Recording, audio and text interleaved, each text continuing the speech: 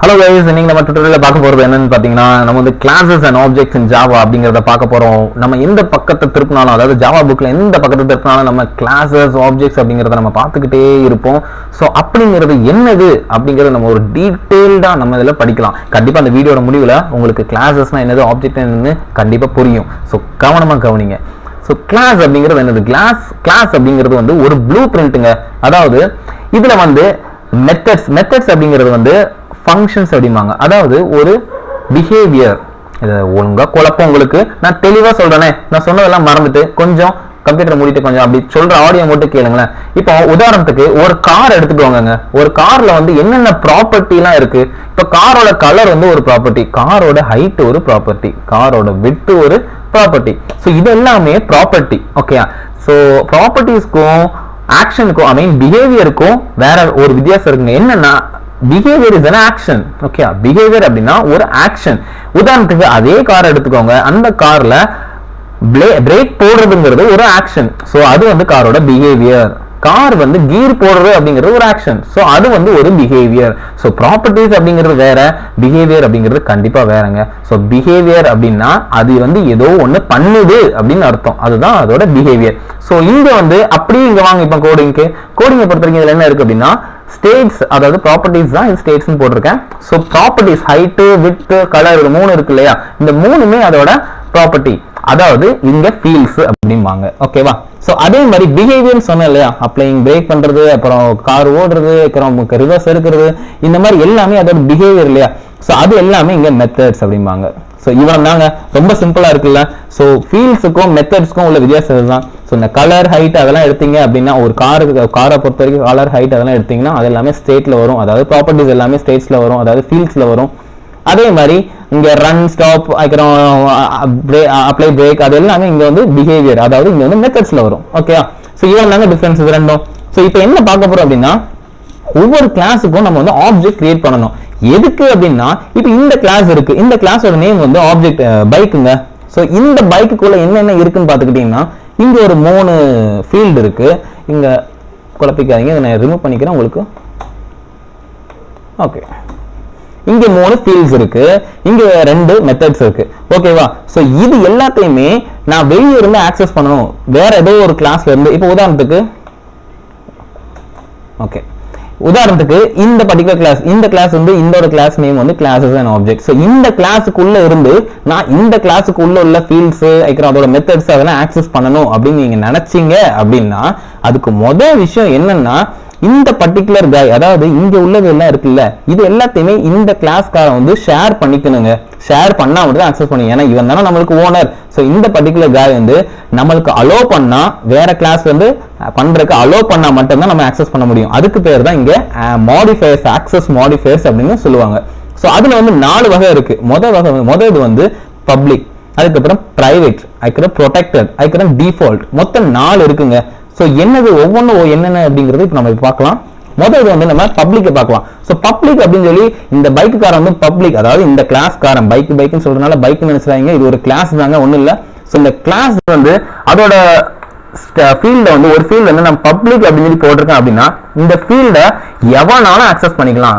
எவனாலும் வந்தாலே வரைக்கும் தமிழ் மாதிரி யாருனாலும் வந்து எடுத்துக்கோங்கப்பா, எனக்கு ஒரு ஆட்சேபனையும் இல்லை, எனக்கு இவனை பத்தி தேவையில்லை, ஒரு செக்யூர்டே இல்லை, எனக்கு யாருனாலும் வீட்டுக்கு வாங்க அப்படிங்கிற மாதிரி இது யாருனாலும் வந்து ஆக்சஸ் பண்ணிப்பாங்க.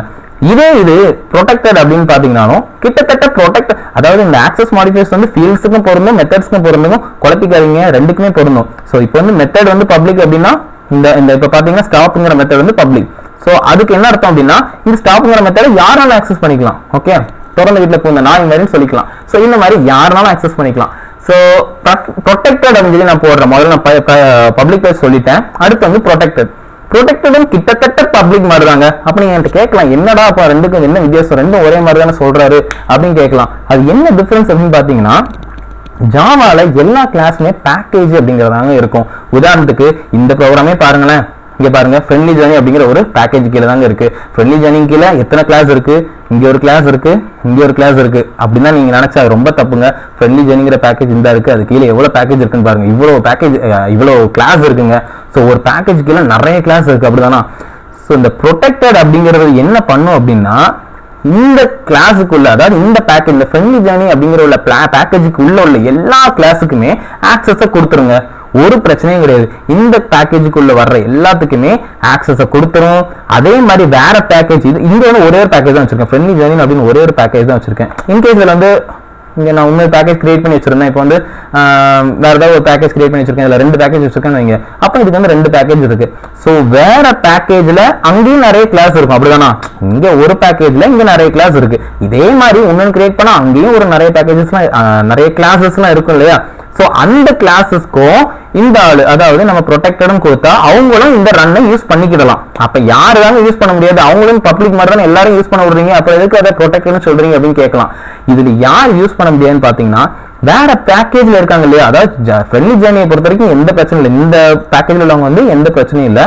வேற பேக்கேஜ்ல உள்ள நான் சப் கிளாஸ் அவங்க வந்து ஆக்சஸ் பண்ண முடியாது. நான் சப் கிளாஸஸ்னா என்னையா வளர்ற அப்படின்னு கேட்கீங்களா? அதுதாங்க ஒண்ணும் இல்ல, இங்க ஒண்ணு இருக்கு பாருங்க, இதுதாங்க சப் கிளாஸ். சப் கிளாஸ் அப்படின்னு என்னன்னா, இவர் இருக்காரு இல்லையா, இந்த பைக் அப்படிங்கிற கிளாஸ் இருக்கு இல்லையா? சோ இந்த பைக்கோட சப் கிளாஸ் தான் இந்த சூப்பர் பைக். அதாவது சப் கிளாஸ் அப்படின்னு ஒரு கிளாஸை எப்படி சொல்லலாம்னா, அந்த கிளாஸ்ல எக்ஸ்டென்ஸ் அப்படின்னு ஒரு கீவேர்டு இருக்குங்க. அந்த கீவேர்டை வச்சுதான் அது சப் கிளாஸ் சொல்றாங்க.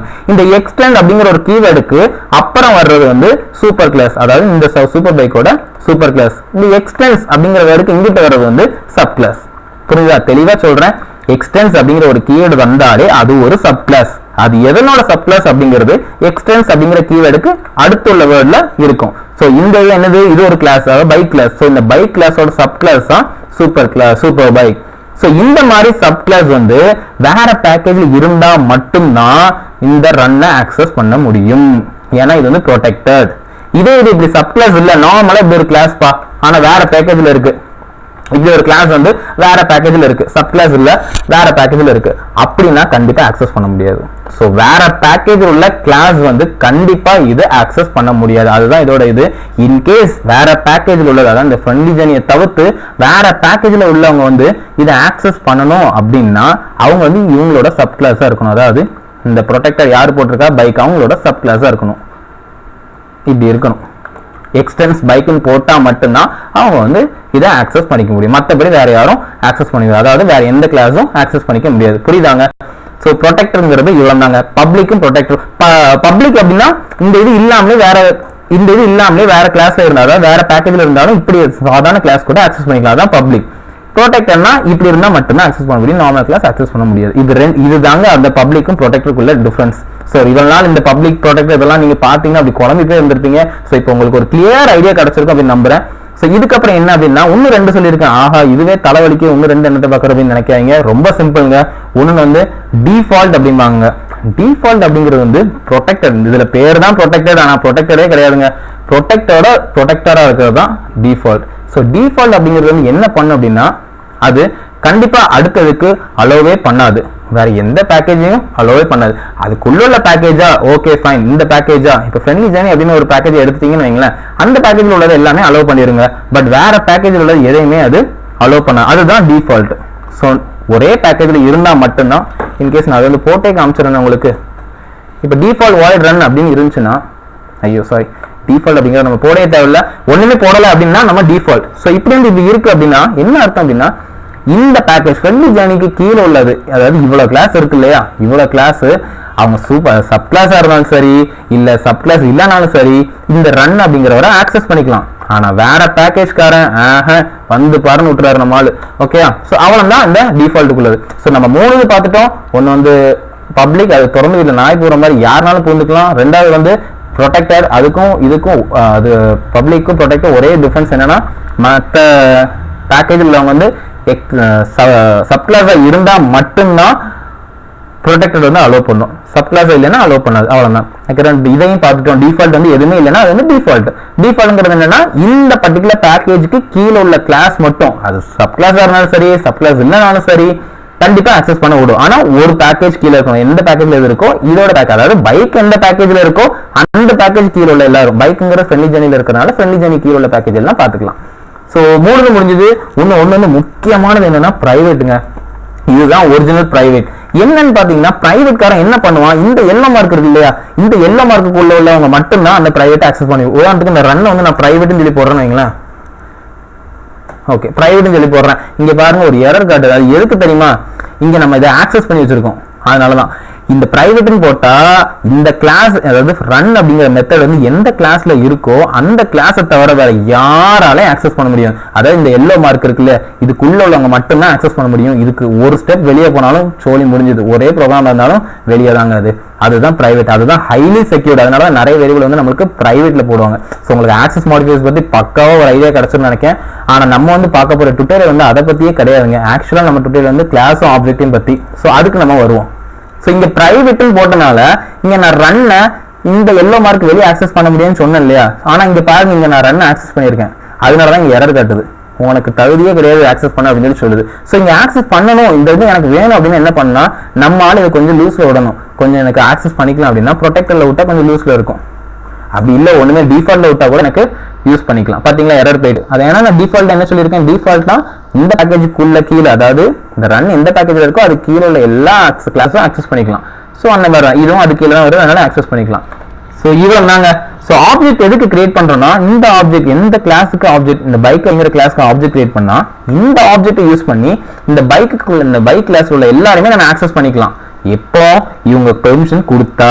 அதுக்கு தான் இவ்வளவு நேரம் மூச்சு கூட கத்தன உங்களுக்கு பிரைவேட், பப்ளிக், ப்ரொடெக்ட் அதெல்லாம். ஸோ அந்த மாதிரி பெர்மிஷன், கரெக்டான பெர்மிஷன் வந்து நம்ம கொடுத்தாங்கன்னா, எந்த கிளாஸுக்கு நம்ம ஆக்சஸ் பண்ண போறோமோ அந்த கிளாஸுக்கு நம்ம பெர்மிஷன் கொடுத்திருந்தா, அதாவது இந்த பையன் பெர்மிஷன் கொடுத்திருந்தா கண்டிப்பா நம்மளுக்கு அதை ஆக்சஸ் பண்ணலாங்க. பட் அதுக்கு வந்து ஆப்ஜெக்ட் கிரியேட் பண்ணி தான் பண்ணணும். இவ்வளவு தாங்க கிளாஸ் ஆப்ஜெக்ட் அப்படிங்கிறது. இவ்வளவு தாங்க. இதுல முக்கியமானது என்னன்னா, சில விஷயங்களை ஒரு கவர் பண்ணணும் அப்படிங்கிற அவசியத்துல இருக்கேன். என்ன அப்படின்னு பாத்தீங்கன்னா, இதை நான் சொல்லியிருக்கேன் இல்லையா, இதுதான் சின்டாக்ஸ் அப்படின்னு சொல்லியிருக்கேன் இல்லையா. இது என்ன சின்டாக்ஸ் அப்படின்னு பாத்தீங்கன்னா, இது வந்து கிளாஸ் நேம்ங்க, இது வந்து ஆப்ஜெக்ட் நேம்ங்க, இது திரும்ப கிளாஸ் நேமாங்க. கண்டிப்பா இல்லைங்க, இது ஒரு கன்ஸ்ட்ரக்டர். ஓகே, ஆனா இந்த கன்ஸ்ட்ரக்டர்ங்கிறது என்னன்னா, கிளாஸ் நேம் மாதிரியே இருக்கும்.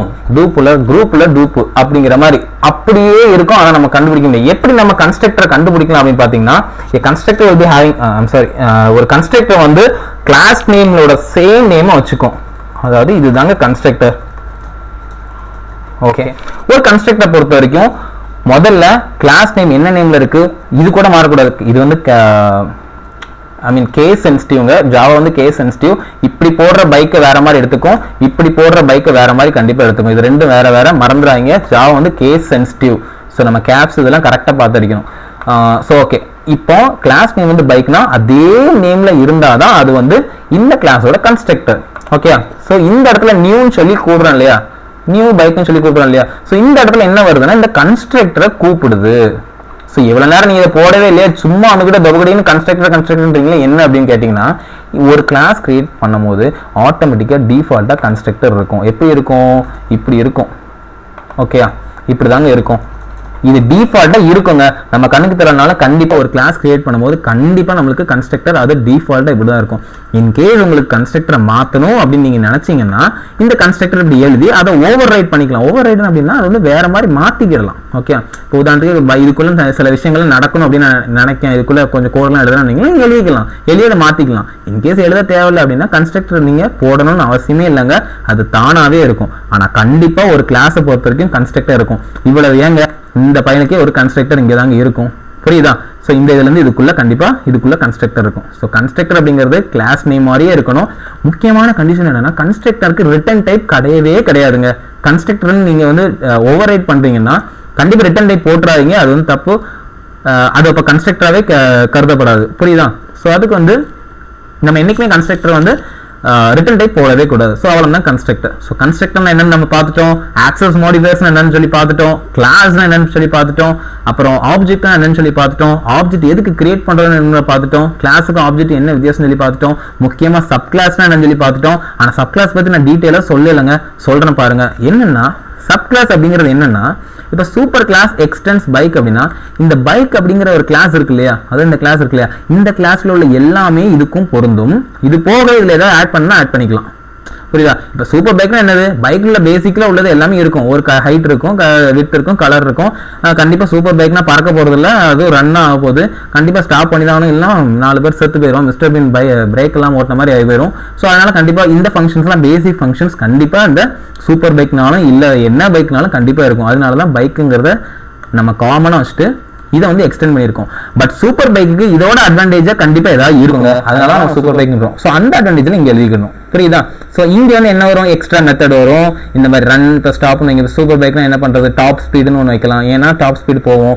அந்த மாதிரி எக்ஸ்ட்ரா இதெல்லாம் இதில் வச்சுக்கணும். அப்போ என்ன அர்த்தம் அப்படின்னா, ஒரு சப் கிளாஸ் என்ன அர்த்தம்னா, it has all the properties and behavior of its super class. Along with that it has, ஐயோ தமிழ்லே சொல்றேங்க, இதுல என்ன அர்த்தம் அப்படின்னா, சூப்பர் கிளாஸ் அப்படின்னு என்ன அர்த்தம் அப்படின்னா, ஐ மீன் சப் கிளாஸ் அப்படிங்கிறது என்ன அர்த்தம்னா, இது வந்து அந்த சூப்பர் கிளாஸ்ல உள்ள பிஹேவியர் எல்லாத்தையுமே அது வச்சுக்கும்.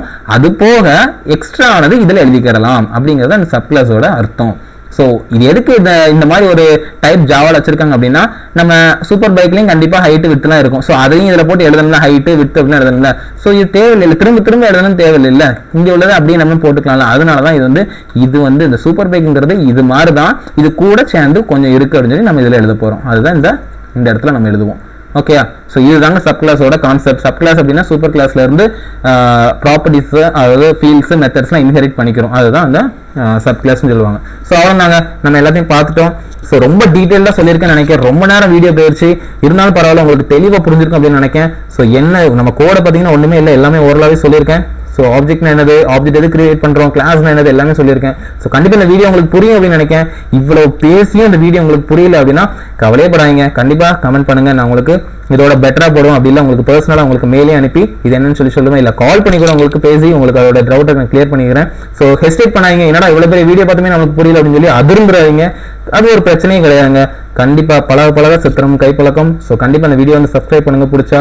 ரொம்ப பிடிச்சிருந்தா ஷேர் பண்ணி உங்க ஃப்ரெண்ட்ஸ்க்கு எல்லாத்துக்குமே சொல்லுங்க. இந்த மாதிரி சேனல் இருக்கு, ஸோ பார்த்து படிச்சுக்கோங்க. ஃப்ரீ ஆஃப் கோர்ஸ் இருக்கு, ஸோ யூஸ் பண்ணிக்கோங்க தம்பிங்களா.